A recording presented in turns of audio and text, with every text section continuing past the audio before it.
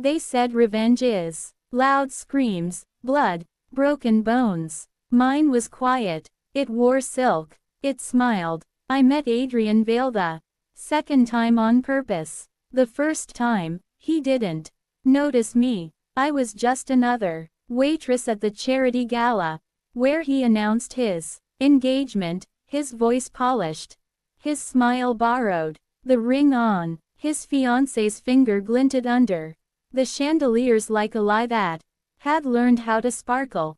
My hands shook as I poured champagne. He didn't recognize the girl whose future he had buried under a non-disclosure agreement 3 years earlier. So I learned his world instead.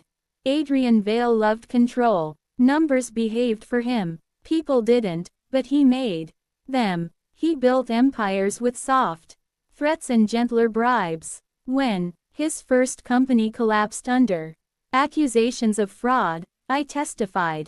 He walked free. I lost everything else. My job, my name, my credibility. Truth, I learned, needs money to survive. By the second meeting, I was no longer invisible. I became Mara Lynn, investor, consultant, woman with a laugh that suggested secrets and a silence that suggested danger. I wore my revenge like perfume. Subtle, expensive, impossible to trace. He noticed me at a conference in Milan. We talked about risk, about trust, about how love was just another asset if you managed it well. When he asked for my card, his fingers brushed mine, and I felt something inconvenient bloom in my chest. That was the first crack. I hadn't planned on liking him. Adrian was attentive in private, almost tender. He remembered how I took my coffee. He listened when I spoke. Sometimes, when he slept beside me, the city breathing beneath the window, I wondered if monsters were made, or simply misunderstood. Then I remembered the emails, the threats, the way my father's health failed under legal pressure.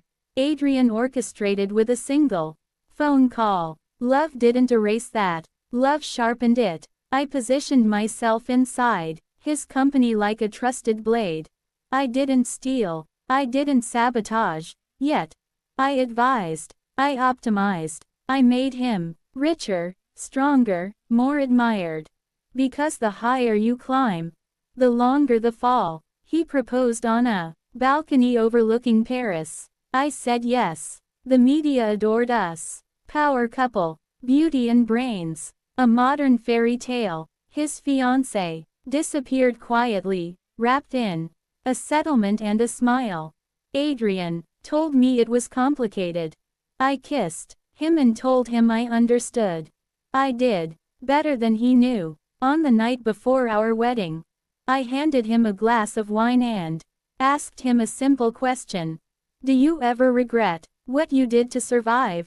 He laughed. Regret is for people without results. That was the moment the last crack sealed shut. At the altar, I wore white. Innocence is a costume men never question. My vows were steady. His eyes shone. When he said I do, I believed him. So did the world. 3 months later, the audit began. It wasn't anonymous. It was elegant. I delivered the evidence myself, documents that showed patterns only someone intimate with his operations could see. Offshore accounts braided with shell companies. Donations that were not donations. Deals that smelled like blood under roses. Adrian came home pale. They're accusing me of everything, he said. I need you. I held him. I told him we'd fight. I meant it, just not for him. When the arrest came, it was quiet too. No sirens. Just a knock, a warrant, and the sound of a life collapsing inward. He looked at me as they led him away, confusion breaking into something like betrayal. I visited him once. I loved you, he said through the glass. I know, I replied. That's why this worked. He asked if I hated him.